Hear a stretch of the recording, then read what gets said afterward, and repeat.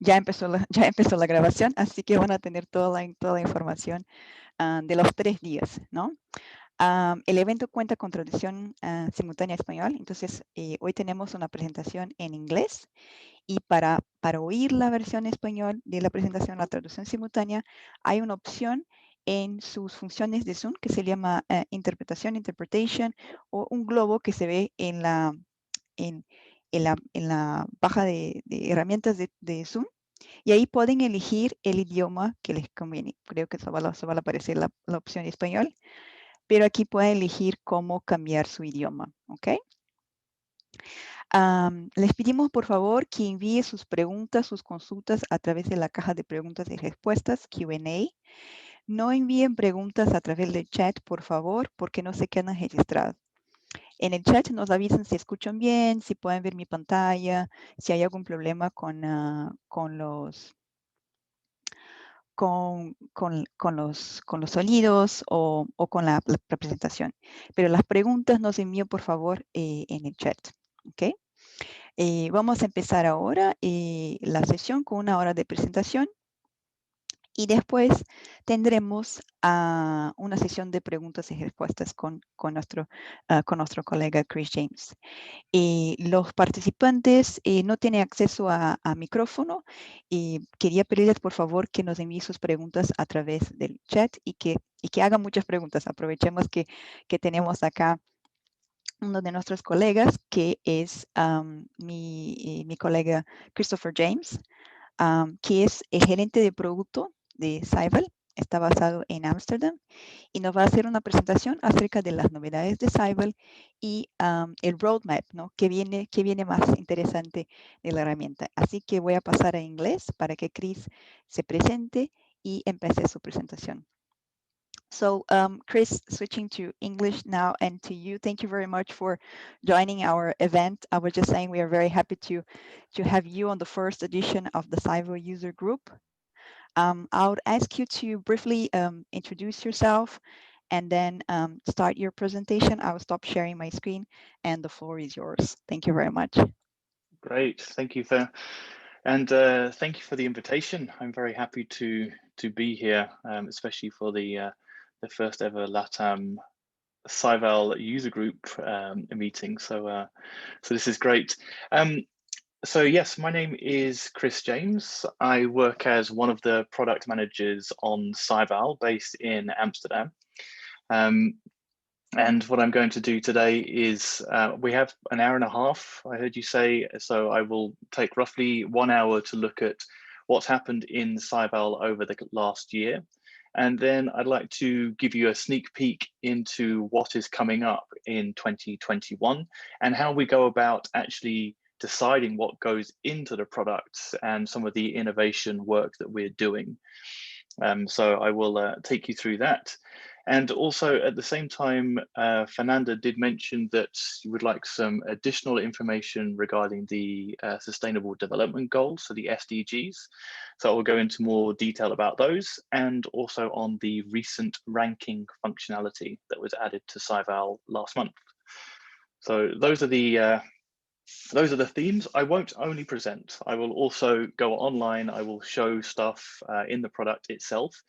And as Fernanda said, if you have questions, please type them into the Q&A box, and yeah, we can address them as we're going along or at the end, depending on where they fit best. Okay.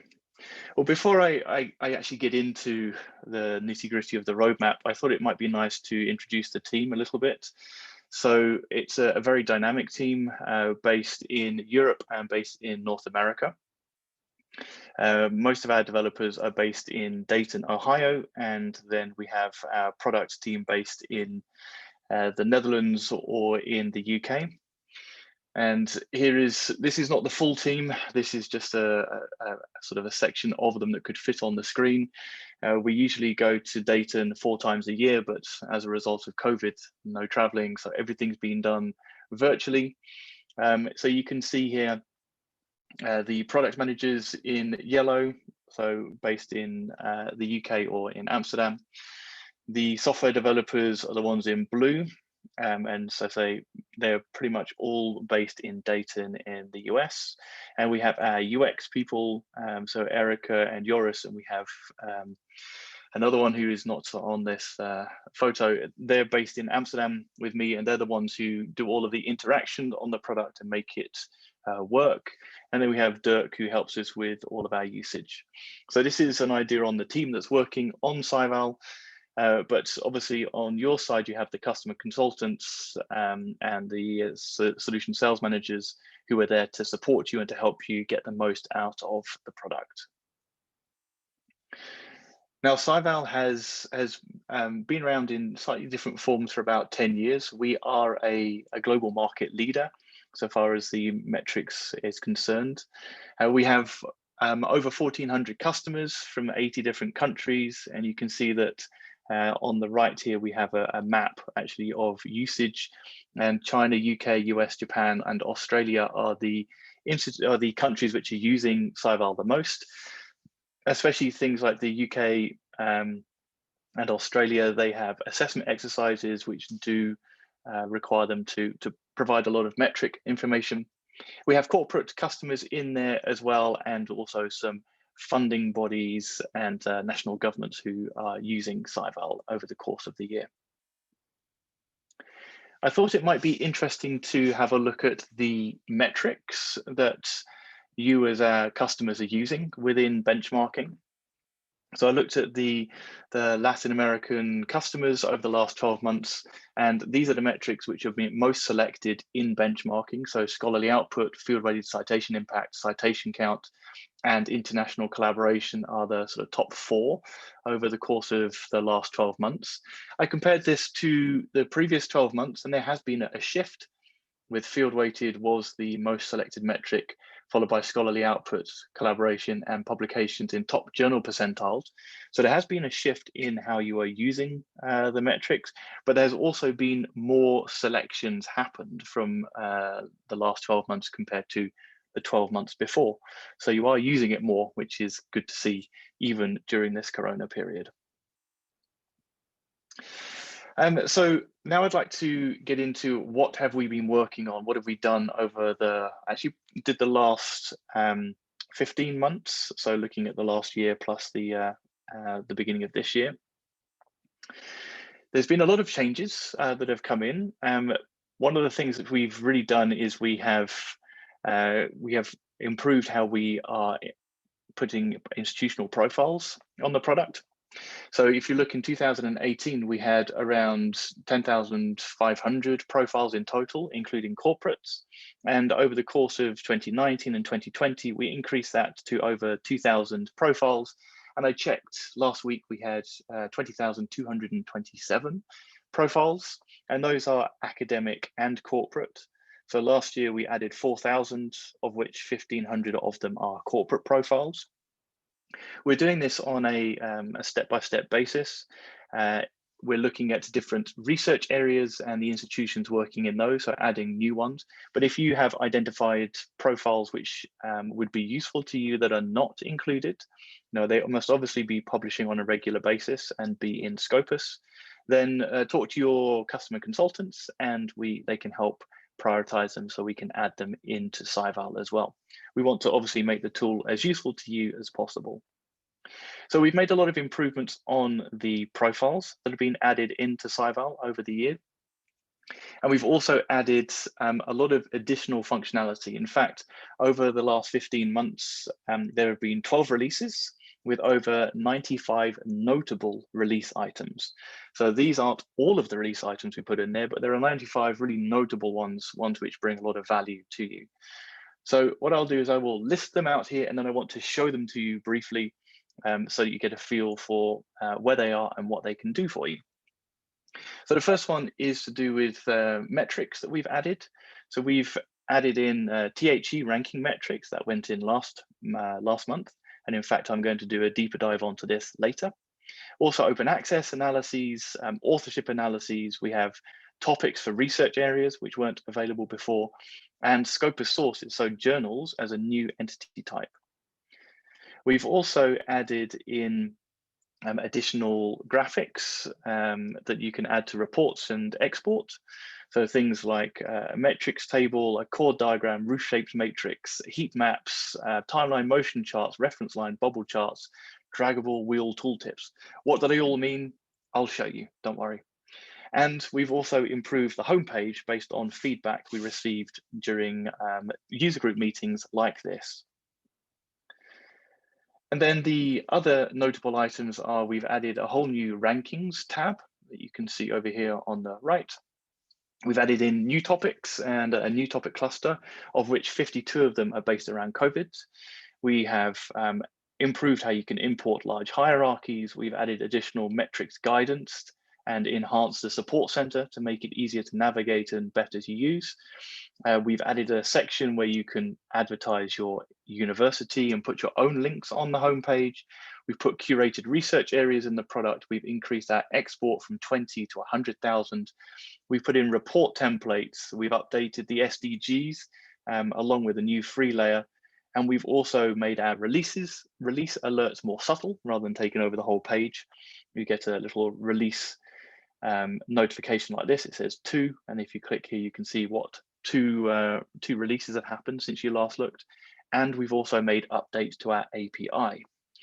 So before I demonstrate some of these, I can show, I wanted to highlight what you can do on the API. So on the API, you can basically the top 10 metrics that are available, so field radius, citation impact, the scholarly output, etc. And you can download those for all of these different entity types, so researchers, institutions, groups of institutions. And we've recently added in publications, so you can do it for a single publication as well, and for Scopus sources. So those are all available as part of the API. All right, enough talk on that. Let me pause this and go in and actually show you some stuff on Scival. So this will take about 10 minutes just to go through some of the new release things that we've done. And then hopefully this should give you a better idea on what has come out over the last year and a bit. So the first part, and I will go from here to overview benchmarking and all the way through to my Scival. The first part is to do with the homepage. We've made the modules take up less space on the page so that it pulls up the information below, which is of value. So we now have some nice quick guides here and a video to introduce Scival. We've put some webinars which could be of interest here. And then you have the release information for the latest release along with an animated GIF so you can see what that is. We also have these adverts about new research areas, which we have uploaded. So for the curated research areas, which I'll show in a second. And on the left, we also have this personalized area that the university can have. So if you would like to add in information, so links to your own websites, maybe to metric statements that you have or to online training that you have, plus any local contact information if a user wants to know who to speak to within the university about Scival, then speak to your customer consultant and they can populate this area for you so that you have this available for your users. And you can see it's nice and visible here as well. So that was on the homepage. Then if we go into overview, the first thing you'll see is that we have this rankings tab. And I'm going to show more information on the ranking side later, so we'll come back to that. We also now have Scopus sources as an entity type. So instead of having to create a research area, if you wanted to look at a journal, you can now just type in a name. It will find it. If it belongs in Scopus, then we will have it here as well. And then you have a new page which has site score, SNP, and SJR metrics, which are loading, and all of the additional information you're used to seeing. You can see the metrics there. We've also added in open access information for all of our entities. So any entity you look at, it tells you the open access percentage. So for this journal, The Lancet, 51% are open access. If I click here, this will take me to those articles. So those 5,600 articles during this time period. And I can save this as a publication set to analyze in more detail or export it if I want to. We've also improved what you can do here on the filters, made it more powerful, so you can now select multiple options here. So I can choose multiple people if I wanted to, multiple years, and click apply. And then I can also select other things like an author number if I wanted to. So must be less than 100 authors on this. So you can add these in very simply by clicking apply each time, and then you can also remove them just by clicking on the cross to remove them. So much more powerful filtering options that we have here. And then once you've saved anything here, you can now export them, and you can export up to 100,000 publications in one go. So this used to be 20,000. So we've really increased the numbers which are available there. Okay, moving on swiftly. We can also have a look at topics. So I mentioned we have added in new topics in 2021. So there are 112 of them in total. You can look at the world, or you can come to your own institution, go down to newly emerged topics, and you can see the topics that your institution has published in. As I mentioned, there are over 50 of them which belong to COVID. So these are very interesting to have a look at. And if you have a look at the wheel, we've also added in a new function where you can just mouse over and then drag these tooltips. So if you wanted to save this as a screenshot or add it to a report, you now have the option to add or remove these tooltips to make it very clear what you're looking at when you add this to a report or export it. Okay, and that was on the topic side. If I go to authors, if you go to any table, in fact, for authors or institutions, for example, here, we now have this link that says metrics guidance. And what this does is allows you to show information about the metrics which are available in the table. And if, for example, in the authors section, if I was to change this from citations to field right citation impact, then it will also show that information here. So it is reactive.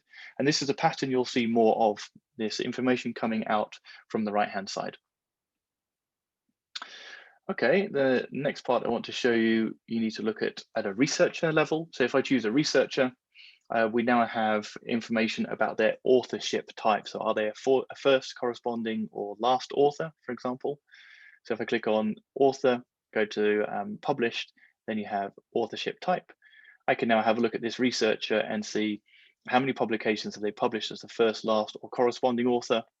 If I chose or I deselect one of these, you can then click on this number here, which is the total of what you've selected, and you can create a publication set from it. This is only available for individual authors at the moment, and we will be expanding this to author groups soon, and we're aiming to do it for institutions later in the year. Okay, skipping from overview into benchmarking. We've added in some nice additional functionality. If you have multiple metrics selected in the top here, we now have an option to have a timeline motion chart. So this is an animated GIF. I can show the trails as well, so you can see where it's been. And you can export this as a GIF and add this into a PowerPoint presentation. And it adds a little bit more, makes your presentation more dynamic and makes the data more dynamic as well. So you can do this for any of the entities that you add here, and for any of the metrics, up to 3 metrics. And the export functionality is just there, export as animated GIF. Also, what we've done is if there's something which you would like to use as a basis of an analysis, like Brazil, for example, you can actually create what we call reference lines. So any of these entities here, you see it has this line option here. If you click on it, I can put a horizontal and vertical line instead of having the bubble on the chart here. So I just select those in and click apply. And now you can see the lines on the chart provide a reference compared to the other entities on the chart here. So this is a reference line that was added. And the final thing in benchmarking is you have a rankings metric option. So if you wanted to benchmark multiple institutions against each other, you can do that here. And I'll show that in a bit more detail later. Okay, moving on swiftly to a couple of other additions that have been added. So if we go to collaboration and look at a group of universities, so for example, the U15 group, so we have different groups of universities in there. You have an additional tab which is called within this group. And there are some additional visualizations which are available, such as this heat map. So you can have a look at the different areas of collaboration. And here we're looking at co-authored publications. But I can also look at it as a roof-shaped matrix. So depending on what is more useful. So you can see here the number of collaborations between McGill University and the other universities here, or at a specific area of collaboration that they have. And we also have a chord diagram which shows similar information, but in a different layout. So we're giving you different options here to help demonstrate and show the impact of your collaborations better. Now, if I move on to trends, the additional visualization we've added here is if you are looking at a topic, for example, we have the related topics tab on the right-hand side, and we've added in a bubble chart for these topics. And what this is actually showing that there are related topics, but out of these related topics, 15 of them belong to the same topic cluster, which is students, teacher, and learning. 5 belong to an additional topic cluster. So it gives you a visualization of the relationship of these related topics to the topic clusters themselves. Now, what I'll do is the next thing I'd like to show is in reporting. So I will first create a report. So I can add this to reporting, just add this, and I'll create a new one. LATAM report, save. I will now add a few additional analyses to this report, such as this summary page here. So add to reporting, add it to my LATAM report, save. Let me do the key phrase analysis here, add to report, and then let me add some authors as well. Add to report, and I would choose the top 20, click save. Okay. So I've added those to my reports. So we have had reporting in Scival for a couple of years, but what we added last year is report templates and report templates that you could create yourself. Now, the way to create a report template is to take a report which you've created about a single entity. So mine was about a topic there. You can open it, have a look at it, and make any changes you want. And then once you've done that, there's the option to save it as a report template. So here I can go save as template. And it gives me some intro text, and then I can just call it, and I can go to description. It's about one topic, and click save. It's been created. If I click here, I can go straight to it. And so it's in my report templates, in the ones defined by me. And so now I can use this template. I can actually share this template with other people as well. So for example, if I click on the template, I can now search for any topic. Let's take the first one that comes. Click next, it will give it a name, click create. And you can see I've now got a report created using the options which I'd selected earlier. So report templates which you can share with with other people in your institution. Okay, final couple of things here is that in my Scival, if you go to the research areas, I click here, you can see we now have a number of folders for different research areas. So we have got these Chinese subject classification. There's this curated research areas that I mentioned, where we have COVID in here, we have some quantum computing, and we'll be expanding this. We also have the SDGs. So these are the ones that were out last year, and we have the 2021 SDGs. With all of these research areas, there's an information icon. If you click over it or click on it, it tells you about the SDG, or it tells you about that research area, gives you more information about when it was created, when it was last updated, and the search query used to create it, for example. And then the final thing I wanted to show is that on the question mark here, we've added in a number of guides. So we have a research metrics guidebook, which has been there for a while. We have a usage and patterns guidebook, but also a THE and QS rankings data guidebook. So worth having a look at.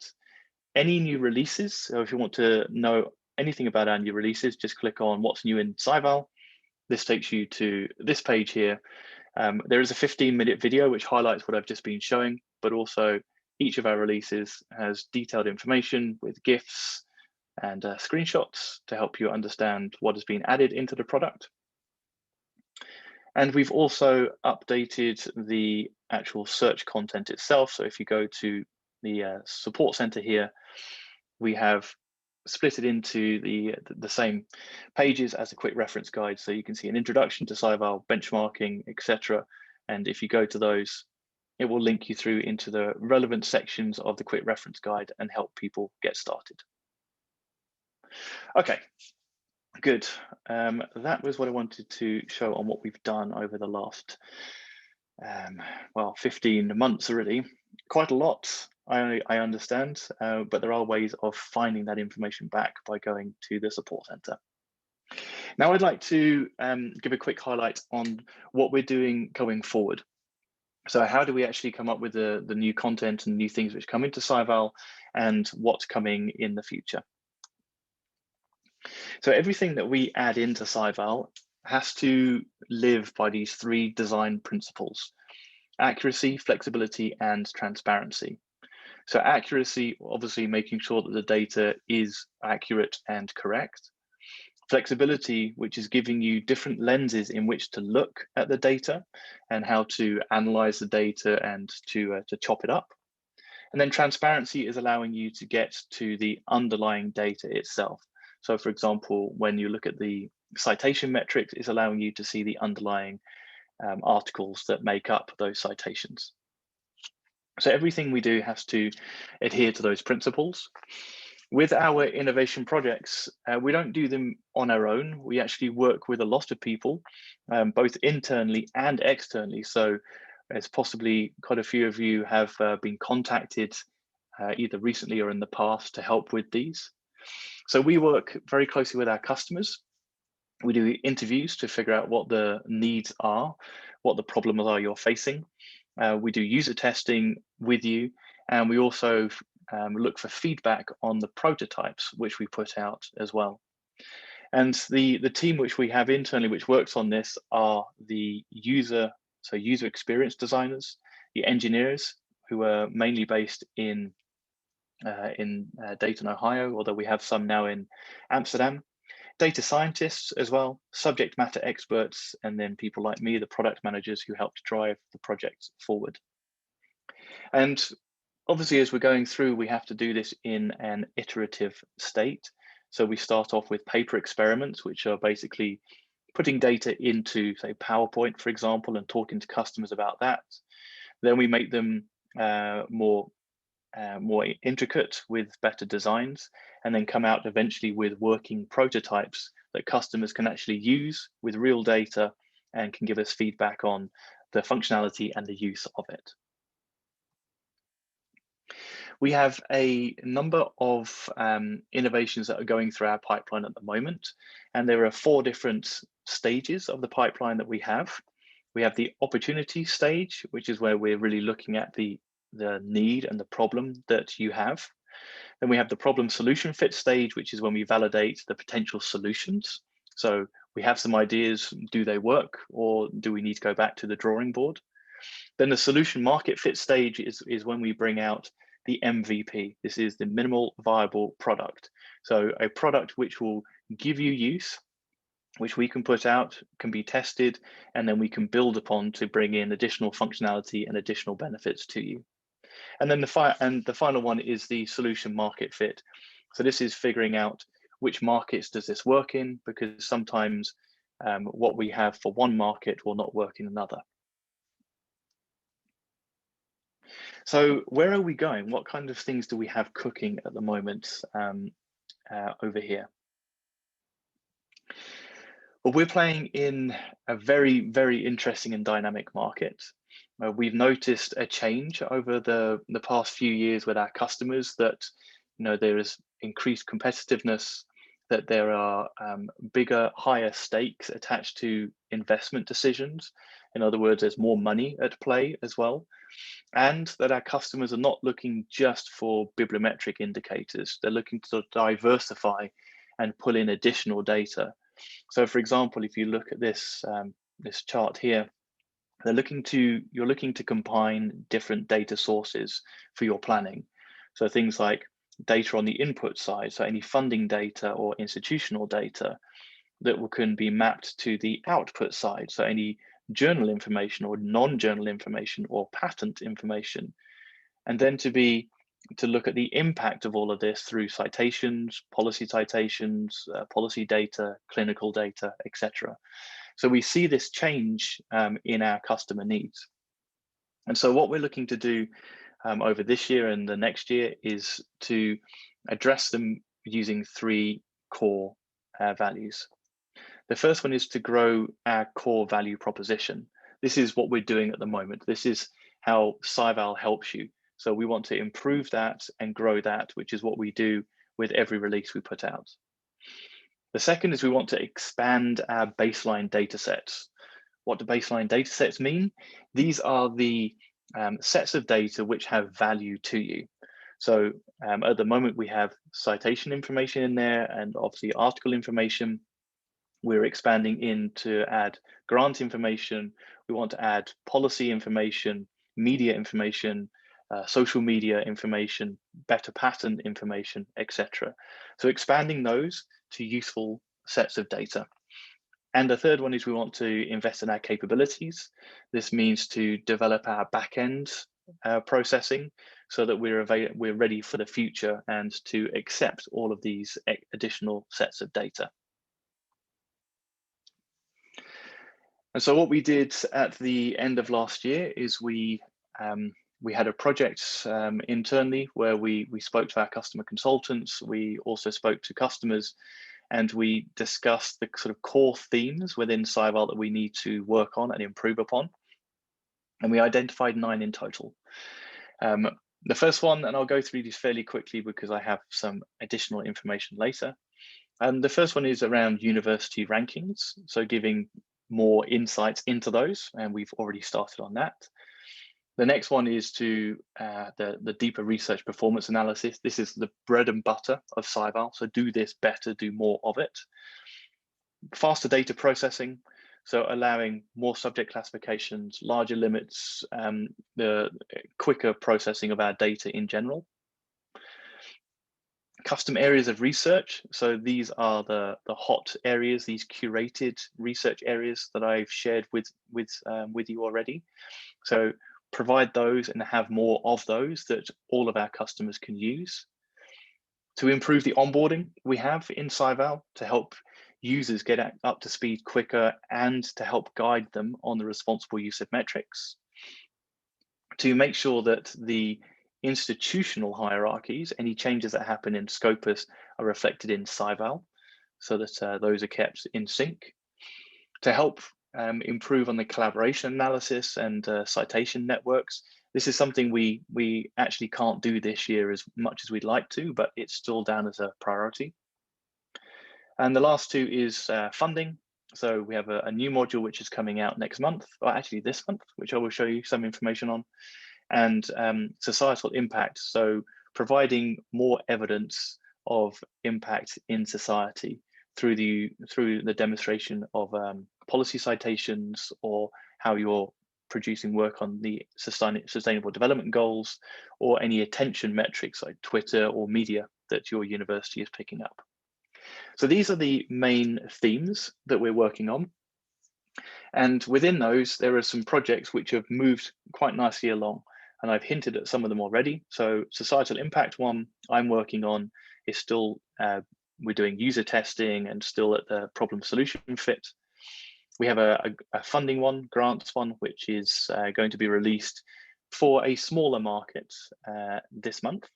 And then the rankings, which already came out last month and will be working to improve over the course of this year. So on the societal impact, it's basically helping our institutions, our customers demonstrate their impact outside of academia. So especially with their perception of the university in public or for international students, to help support national assessment exercises, for their impact case studies, and to support grant applications. So I'm working on this at the moment with a number of customers. We're looking at the data which will be going into this, and we're looking at policy citations, attention metrics, and improved sustainable development goal analysis.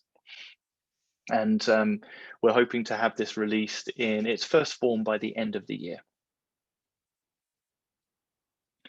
The next one is the rankings, which basically, as a research leader, it's understanding how the data is used in the impact rankings. And I'll show some of that actually in real life, because we have that live in the product now. And it's allowing you to dive deeper into some of that information, which currently isn't available in other tools. And then the last one is to do with funding. So as a research leader, getting a good perspective on funding for strategic research planning, so you can make better decisions for hiring and collaboration. And this is really looking at it from a topic basis. So looking at the funding based around a certain area of interest, and then seeing how much are you being funded compared to other institutions, which funding bodies are funding that, etc. And I will go into that one in a second as well, because I can show you a preview of that in our CERT environment. So the grants release, which I'm going to talk on in a sec, is actually part of our next release, which is on the 18th of May. It's the Michio Tsuchimura release.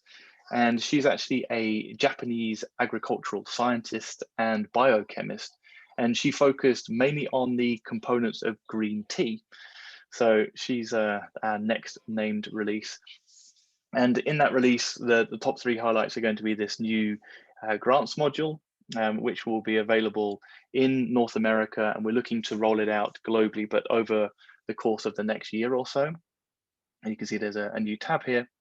We're also improving how we work with entities in benchmarking, so it's easier to select and remove entities in the benchmarking table and chart.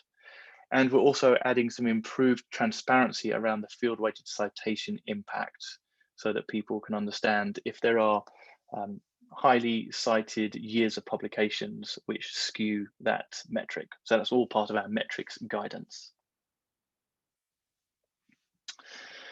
So on the grant side, what we're doing is we're going to, we're looking at a set number of funding bodies to start off with. There's around 35 of them. They're mainly situated in the US and some in Europe as well. And we're looking to expand that list as we go on. And I know that my colleague Chime is talking to one of the Brazilian funding bodies just to pick up that information and start that conversation. Let me now go into Scival so you can have a look. So I'm going to show you a version of Scival which you do not have access to. This is our CERT environment. So this is where we put all of the new features before they go into a next release. So there'll be a new tab for customers that purchase this, which is called Grants. And as I mentioned, the idea here is that you can look at an area of interest.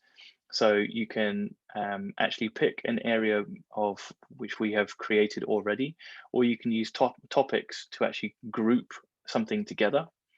So I can define a new area and I can type in a search. So let's put solar power, It's actually sunny here today, so let's use some of that, shall we? So I put in solar power, and this then basically matches it to the various topics that we have, those 96,000 topics. I can then select the topics of interest and then just drag them across, create this topic group, which I'll just call solar, and then finish it. So this functionality we're also looking to bring to Scival for non-grant users, being able to sort of group topics together quickly like this. And then you can have a look in general at the funding trends of it.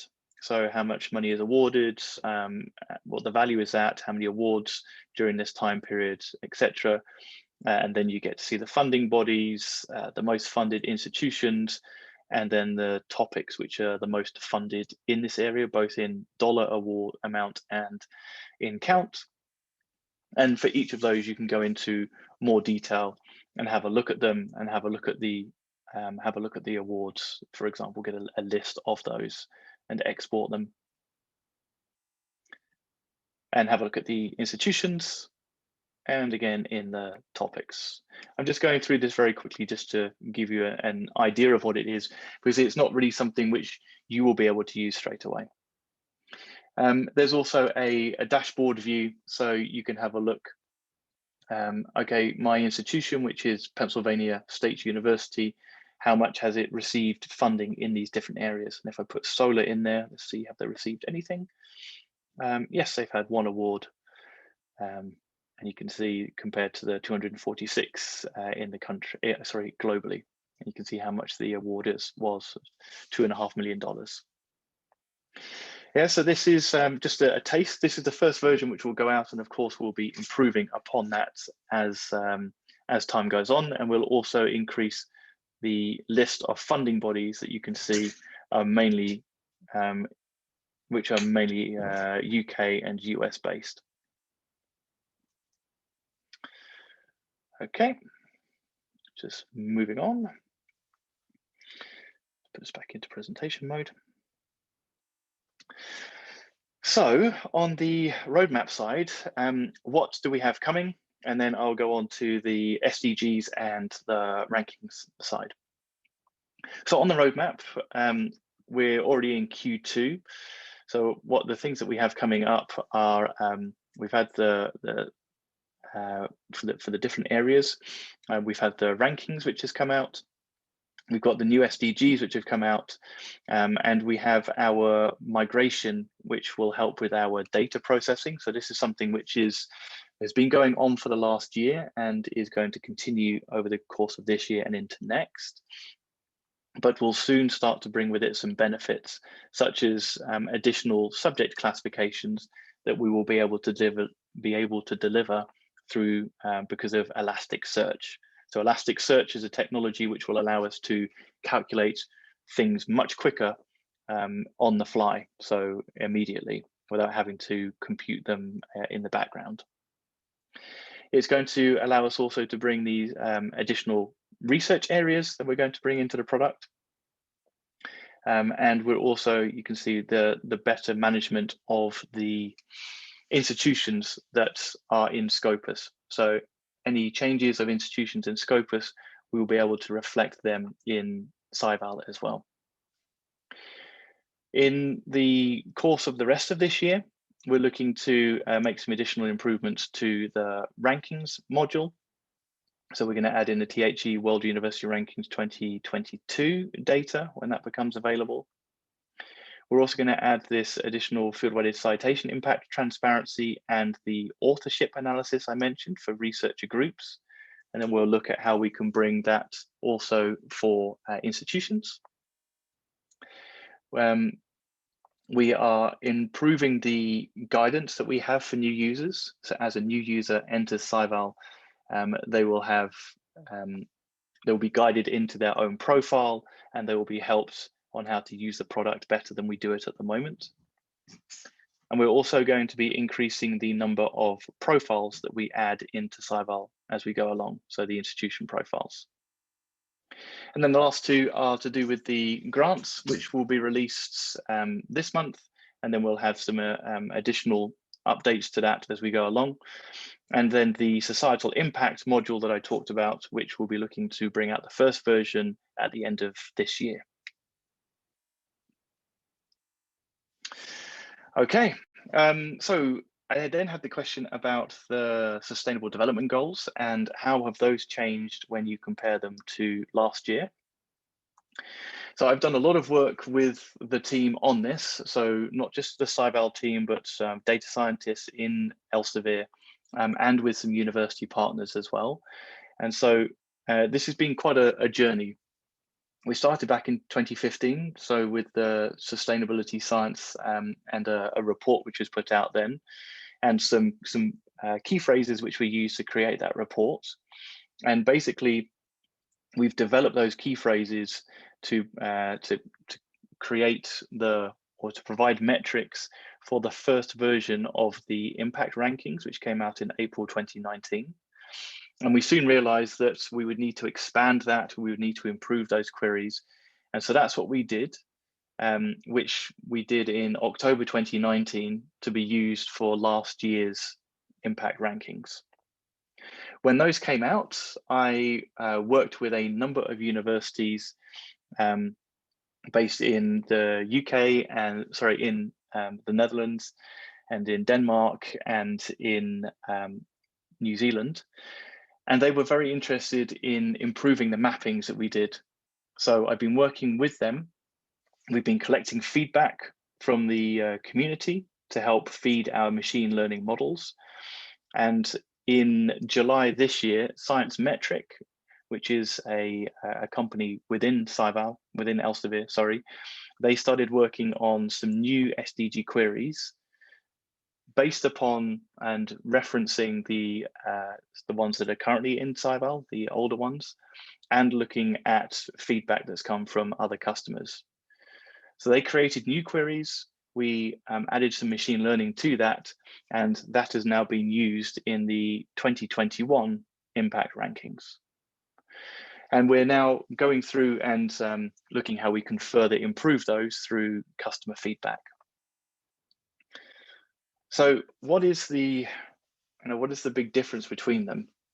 Well, both sets of queries, so the old SDG queries and the current ones, are available in Scival. The new ones are available also in a free layer, which is scival.com/SDG. So anybody, even without access to Scival, can see this.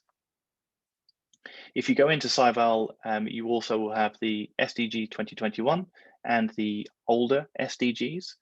And I've already shown you where those are. I'm working with these university partners to help improve the mapping. So it's not just coming from Elsevier. And also we want to engage with a broader community. So there's information on a website about the exact work that we're doing together, but they're also helping to provide additional search terms, also looking at the machine learning techniques we're doing. So we're working together to improve those, which is a really nice project. When we look at the 2020 SDGs versus the 2020 SDGs, there is quite a difference.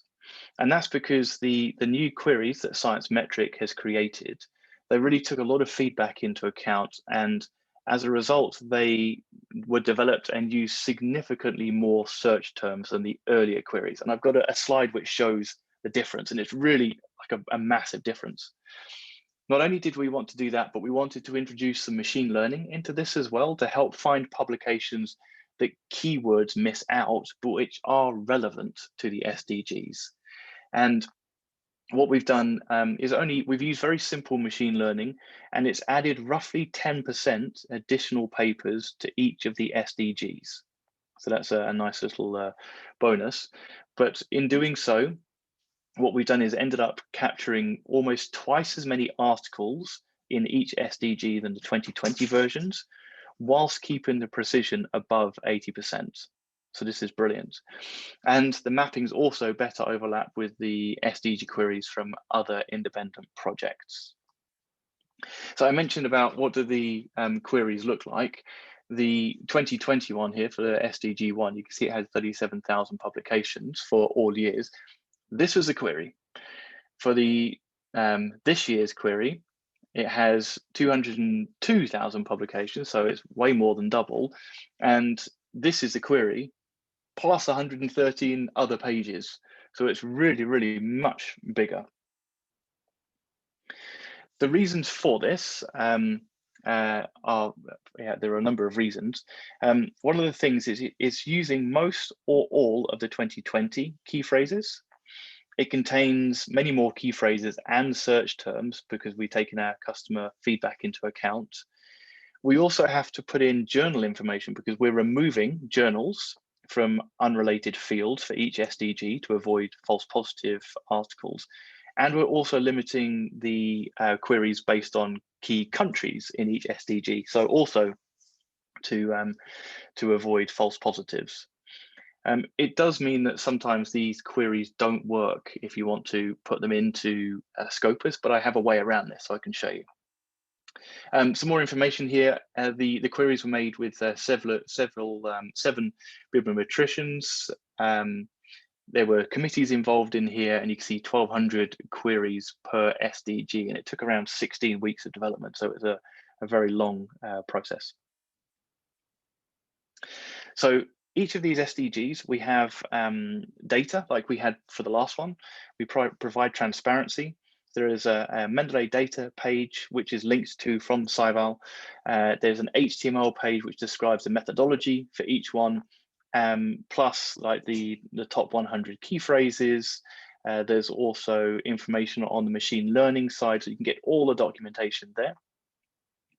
And what I mentioned is that not all the search queries work in Scopus. So what you can do is actually, there's on the HTML page, it shows the query, and you can actually click on the plus and minus signs to make the query smaller into manageable chunks. And you can copy and paste those into Scopus, and then you can combine them later if you need to. So this is a nice way of working around. I think there's about 3 or 4 search queries which don't work in Scopus, but the rest do. Okay, that was on the SDGs, and I'll take any questions in a minute.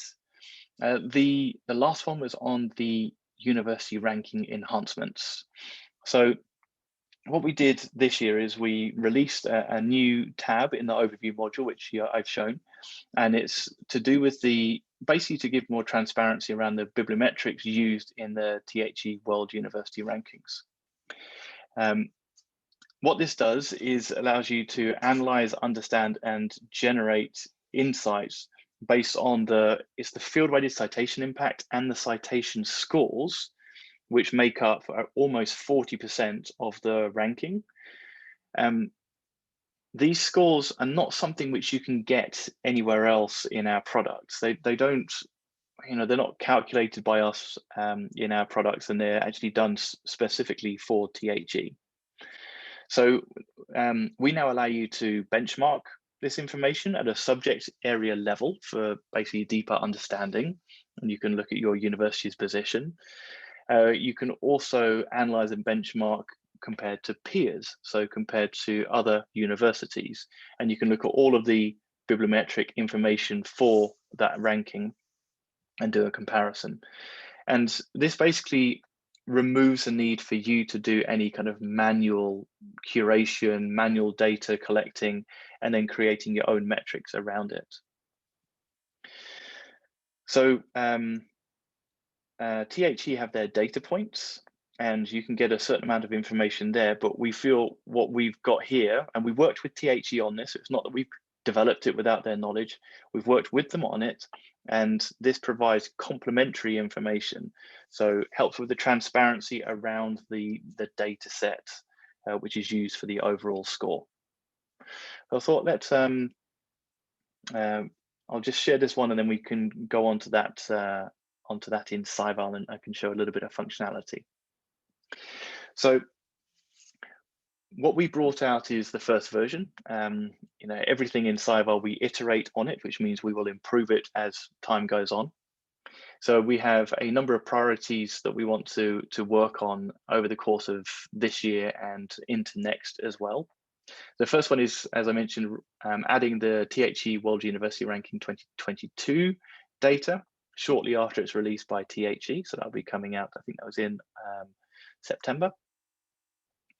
We then also want to add sort of backfill with some additional data, so the 2018 to 2020 data. So we'll put that in as soon as we can. And then we want to support the comparison of ranking changes over time. So being able to see how have institutions increased or decreased in the ranking over time, and what kind of metrics can help with that visually. Then the next part is to actually allow you to look at the publications considered in the rankings. So at the moment, we give you the publication number, but as part of our transparency and something we couldn't unfortunately deliver with the first release, is we want to be able to allow you to click and go to the underlying documents. So you can look at which research, which authors, etc., are being considered for the ranking and what kind of impact do they have. And then the next one is to view university profiles considered for the ranking. So this is the actual information around the transparency for the bibliometric data, the institutional profiles which are used in Scopus and which are considered for the THE rankings. So there are a number of improvements which we will see over the coming year. So if I go to Scival, click on the institutions, I'll go to overview, it's always handy, and then click on institutions. And then I can choose, we choose this one first of all. And yeah. So if I go to rankings here, you can see for University College London, actually are not in the THE World University Ranking, so you don't have any information here. But if I chose, for example, Sao Paulo, and then you can see we have an extra tab here, and you can analyze in more detail the THE rankings.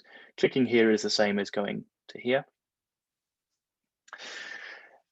What I mentioned about the scholarly outputs coming later. So at the moment, we provide you with the number. We want to be able to allow you to link through from this number to the actual articles. So that will be coming. But here you can get an idea that there are 70,000 articles in this time range which are considered.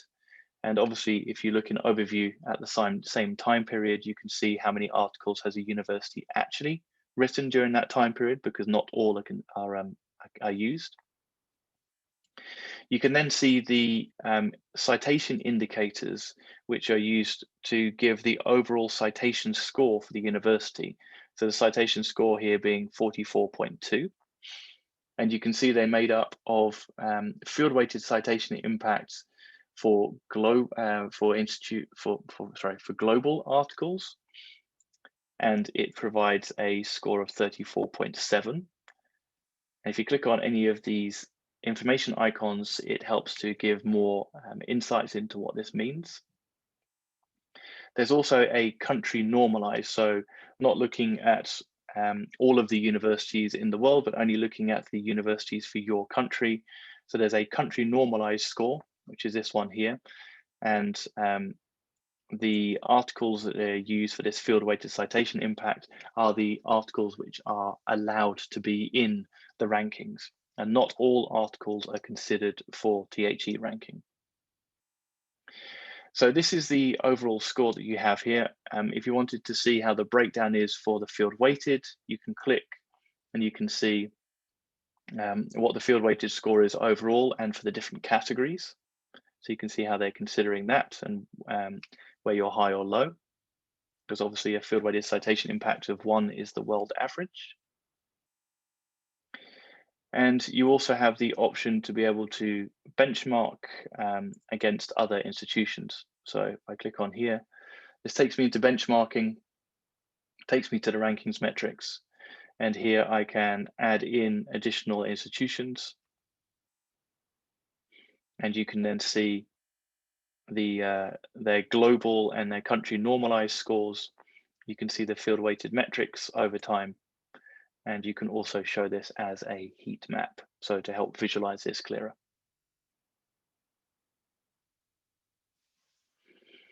And then the final thing you can do is obviously choose a subject area based on a THE ranking. So if you wanted to look at a specific area, physical sciences, for example, then all of the numbers change, scholarly output, etc. Okay. I have talked for nearly an hour and 5 minutes. So I think it's time for me to pause. Let's see if there are any questions that have come in. Thank you very much, Chris. There are many questions, very interesting questions and interesting feedback that we got in the Q&A session. I encourage those of you who haven't done any questions, feel free to send your question to the Q&A session. Just before going to the question, Chris, and to give you some time to breathe and get some water, I want to show something quickly. Keep sending your questions, and I'll come back to you in 1 minute, Chris. If you could allow me to share my screen, thank you so much. Sure. Bueno, vamos a pasar a español porque les quiero compartir una rápida información antes de pasamos a la sesión de preguntas. Y es que queremos invitarles a ser parte de nuestra comunidad Slack. Slack, para los que no saben, es una herramienta de chat, de comunicación. Y tenemos una comunidad Slack de usuarios de Scival, una comunidad internacional que es muy dinámica, muy interesante, y nos encantaría que ustedes hagan parte de la comunidad. Yo les voy a compartir ahora el enlace. Este enlace que sirve para crear su cuenta en Slack, y hay algunos pasos que tienen que seguir, pero es sencillo. Si quieren hacerlo ahora, muy bien. Si quieren hacerlo después, también no hay ningún problema. Pero tenemos acá en la presentación que les vamos a compartir también un paso a paso de cómo hacer la creación de su cuenta en la comunidad Slack. Tienen que poner su correo, van a recibir un código y después pueden crear una contraseña, que es un paso sugerido. No hay necesidad de que se haga, pero pueden hacerlo. Una vez que tengan su cuenta creada, van a unirse, reciben un correo de confirmación y van a unirse inmediatamente a la comunidad de Scival Customers. ¿Ok? Siempre que entren, van a estar comunicados automáticamente con el canal general, que es el principal canal de comunicación. Es un canal muy dinámico. Me gustaría mostrarles rápidamente cómo se ve la información. Mira, esta es la página de Slack. Una vez que entren en la comunidad, van a estar conectados a este canal general. Y acá es donde hay muchas interacciones. Este es un canal de los clientes, de clientes para clientes. Entonces, estamos nosotros, obviamente está Chris, es uno de los más activos, siempre está acá poniendo novedades del producto, todo que sale, pero es también una comunidad de usuarios, donde los usuarios se ayudan. Entonces, hacen preguntas y la propia comunidad les contesta, ¿no? Entonces, es muy interesante, es muy interactivo. Les invito que entren, porque hay también pares, ¿no?, de otras universidades. Hay otros usuarios de Scival que hacen parte de la comunidad. Y está súper interesante que participen también de esta novedad. Entonces, vamos a compartir ya después el paso a paso de cómo entrar, pero también está el enlace en la página para los que quieran participar. ¿Okay? Les invitamos a participar de esta iniciativa. Muy bien. Voy a empezar con las preguntas, pero también quiero comentarles que tenemos una rápida encuesta. Entonces, en cuanto hago las preguntas, a Chris le voy a pedir por favor que contesten esta rápida encuesta que tenemos en su pantalla. Y en cuanto a eso, hago algunas preguntas iniciales a Chris. Well, Chris, switching to English back again. So we have a quick questions for our audience, but in the meantime, yes? No, solo perdón que Chris puede escuchar la traducción ahora al revés también, solo para que sepas, no sé si está enterada. Thank you. O sea, puede seguir en español. Okay. So we're gonna, there are a couple of questions, And some of them are very specific. Some of them I think we can reply by email later. I'll use the more generic questions because I think they are more interesting to the broader audience. So the first question is asking about the letters. You know, in Scival, there is a document type which is letters, but it's not possible to do analysis on it. And one of our clients is asking if it's possible to add this kind of document so they can produce analysis with the letters type of document. Yeah, so that's a very good question. And at the moment, the only way to do it would be to use the refine option when you're looking at the publication list itself. So you know how I demonstrated, if you look at a list of publications, you can filter by by year, etc. I think you can also find letters in there. So you could do something there for now. What we're looking to do is, as part of our big data migration, so this is part of having better capabilities with the product, we would like you to have flexible article types that you can choose.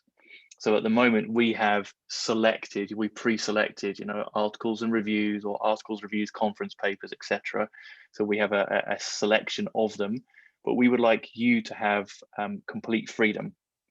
So that's something which we're hoping Elasticsearch that I mentioned will bring, and it's on our list of things to look at this year.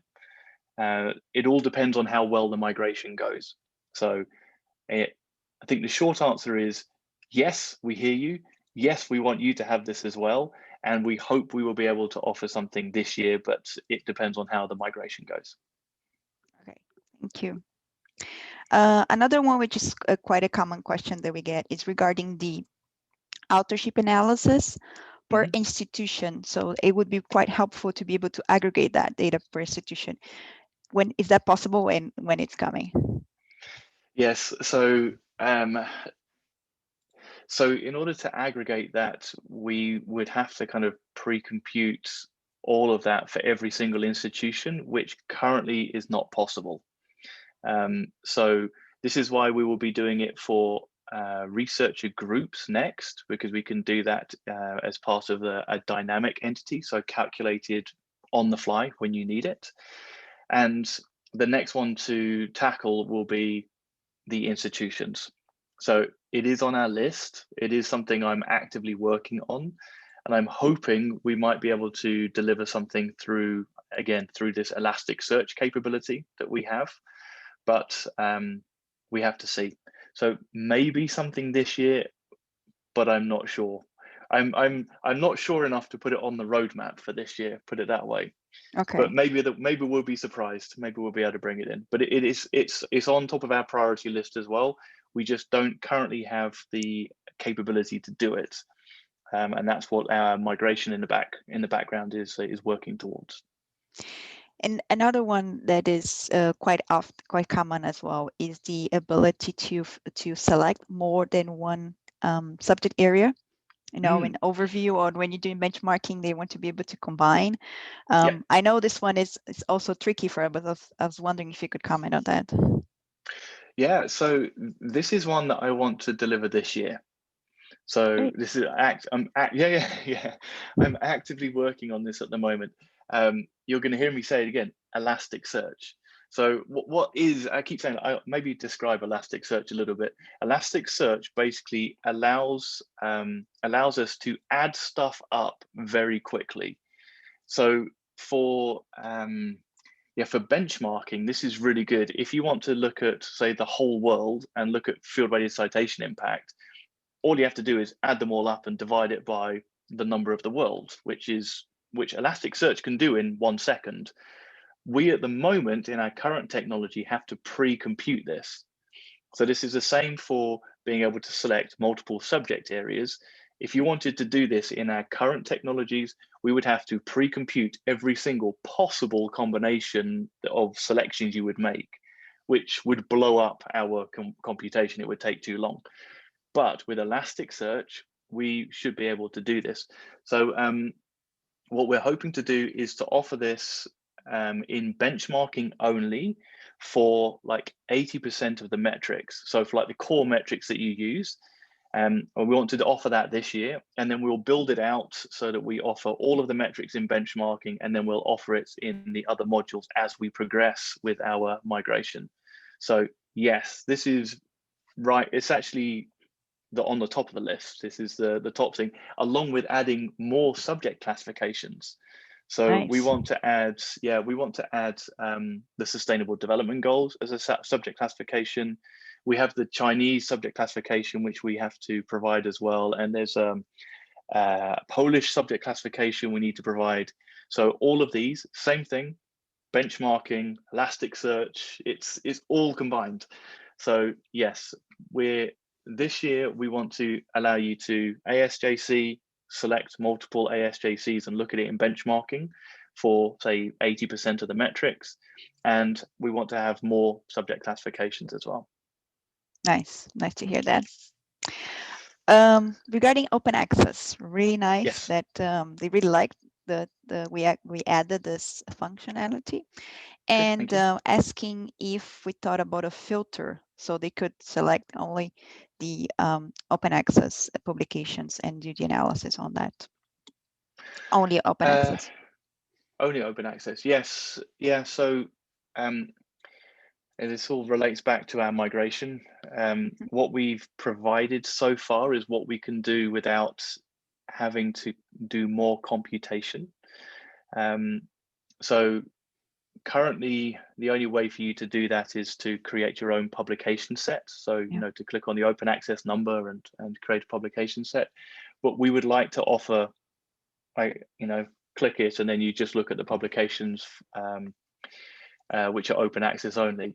Again, what we might be able to do is offer this in benchmarking, because it will be looking at those metrics which you just add up, the field weighted citation impact, the scholarly outputs and top citation percentile, etc. So we may be able to offer it first there and then eventually roll it out into the other modules. So good question. It's on our list as well. Great. Another one now regarding patents. You mentioned in your presentation that we are increasing the patents data. So they're asking more detail about that, and also the fact that mentioned that the fact that the patents are really dependent on the country. So how we dealing with this issue in terms of patent coverage? Yeah. So with everything we do, we look at this kind of baseline data that we want to provide.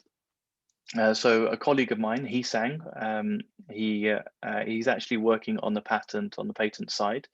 And we're really looking to cover certain countries first.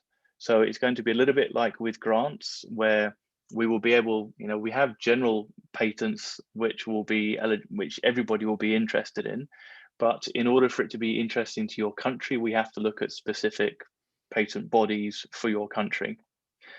So it's going to be a slower rollout. But this is something which is actively being worked on at the moment.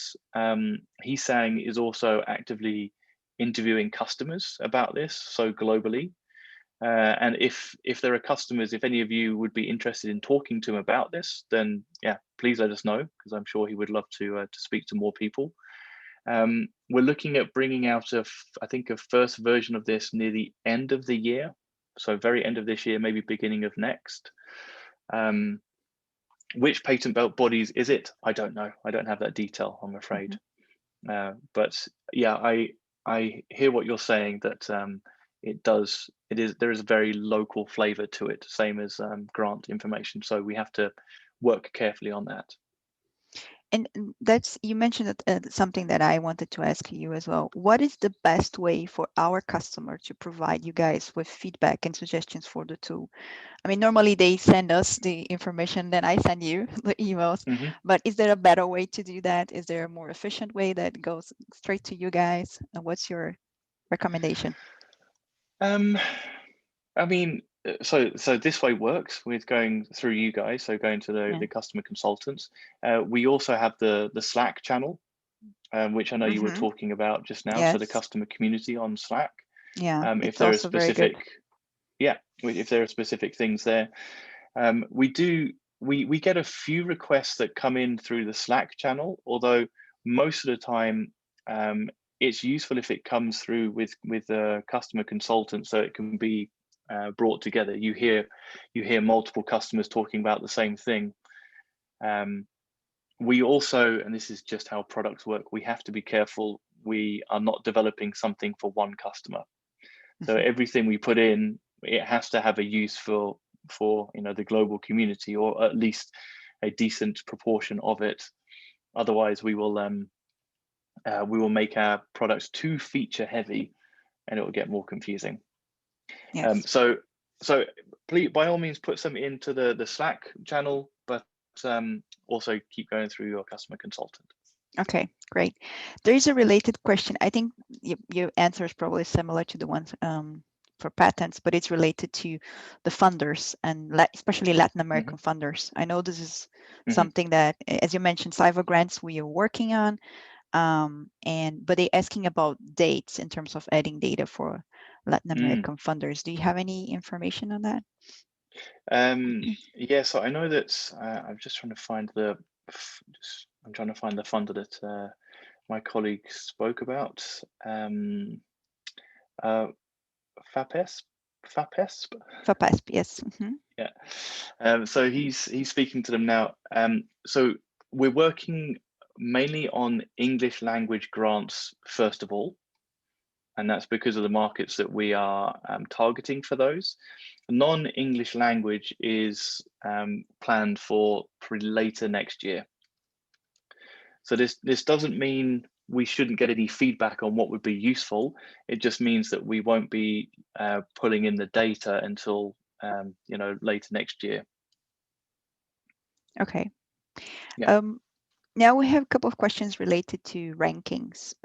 Okay. So one of the questions talks about the Simago ranking. Simago is you probably heard about them. They are very. I was speaking to Felix de Moya. To Felix, okay, excellent, Yeah. excellent. So they are very relevant in Latin America, and I also want to relate that to another question, which is, are we planning to add more refined data so they can look, for example, at the Latin version of the Times Higher Education, or metrics that are considered by Simago, for example? Are we planning to do that in the future?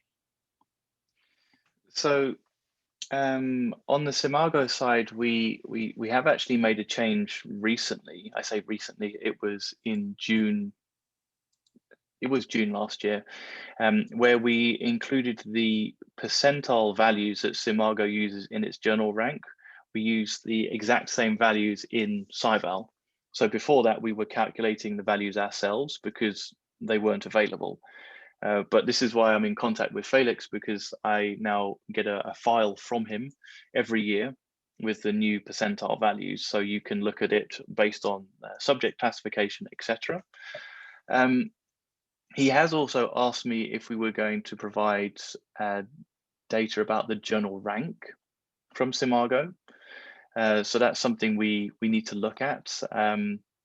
I think what we're looking to do first of all is what I mentioned. We're looking to expand what happens on THE side, and then to have a look at the sort of the big core rankings that we not the journal rankings as such, but the institution rankings, which Scival covers, and can we provide more data transparency on those?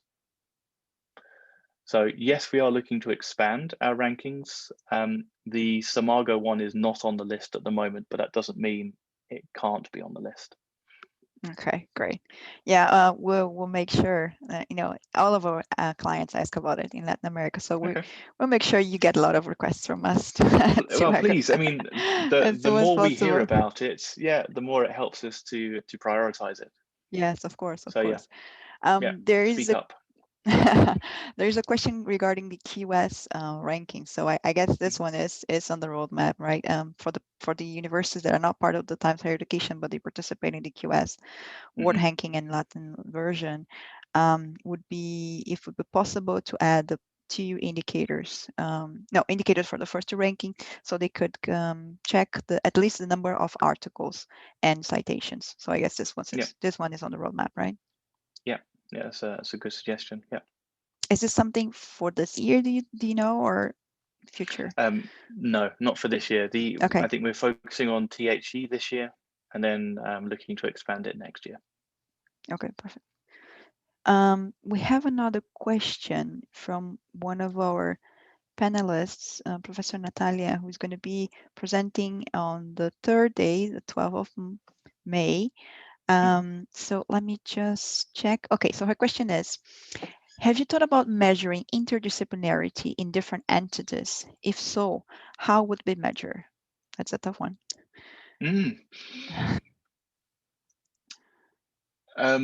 Yeah, so the short answer is no.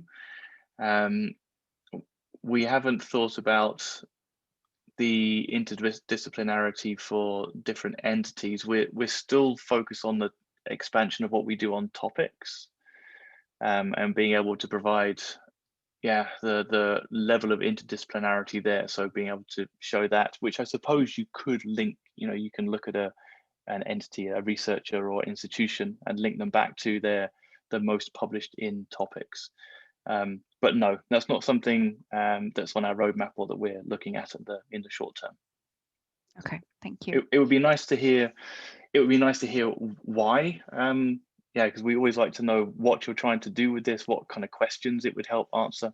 So if you can provide that, maybe Natalie, then we can have a look at. Never say never to anything, but it's always useful to know what's you would want to answer with this. So Natalie, we're going to be coming to you and asking for a meeting for more details on this one. Thank you for the question. Just a quick note for those who haven't answered the encuesta que hemos enviado. Vamos a cerrar en algunos minutos y también estamos ya en la parte final de la pregunta. Creo que tenemos tiempo para dos preguntas más y vamos a cerrar. Hay algunas preguntas que son muy específicas y que las podemos contestar por correo, así que su pregunta, si no ha sido contestada aquí, van a recibir un correo con las respuestas, ¿ok? Okay, Chris, I think we have time for 1 or 2 questions more. There is one question about the API, and it's just asking about how they can receive more training. I'm going to answer this one myself. Sorry. We can talk to you, Fabricio, about that. But I just want to mention that not all of our customers are aware that Scival has an API. It's a way for you to extract the information directly and insert into your system, the system that you want. This is available with the subscription. There is no additional cost. And for those of you who are interested in more information, please contact the customer consultant, and we can help you with guidance on how to use it and trainings and etc. So Fabricio will be in touch with you about that. Let me see, what else do we have here?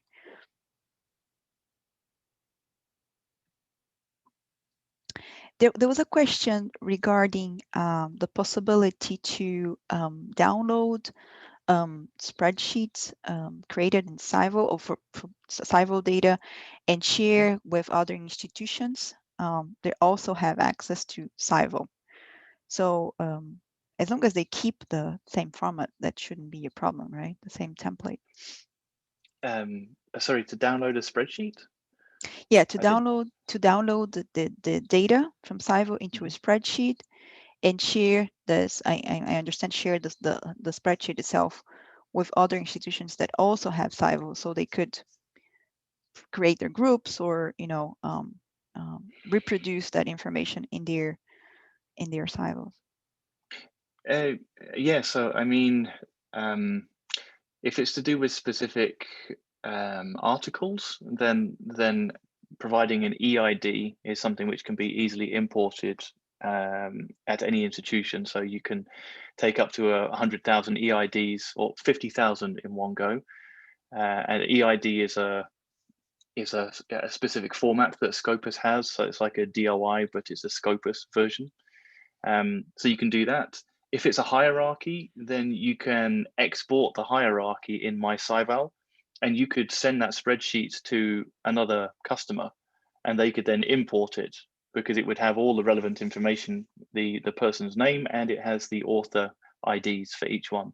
So if you wanted to share your hierarchies, that would be very simple to do. You'd have to share spreadsheets, but yeah, you could import one from someone else. I'm not sure if that was the question, but it kind of, well, anyway. Yeah, I mean, I know who asked the question. He's a very strong Scival user, so I'll make sure we answer here. Okay. If that was not the answer he was expecting. Okay. But I think I think that's all for today. I'd like to thank you, Chris, very much for your participation. Again, not all the questions were answered, but some points are very specific, so we're gonna reply by email. We got some feedback as well, so I'm gonna send those to you, Chris, Great. after the session. Really appreciate the participation of all of you. Thank you so much. This is the first of many, we hope, user meetings, and we expect to have many more people. All of those. Don't forget to join us tomorrow at the same time. We're going to have a very interesting session with Dr. Elizabeth from the University of São Paulo and Thais Vick, my colleague. Also, we expect to last 1.5 hours. So we decided to do short meetings because we know you're all busy. Yeah. But I really appreciate your participation. Thank you very much, and see you tomorrow. Yeah, thank you, everyone. It's been a pleasure. Bye-bye. Bye-bye.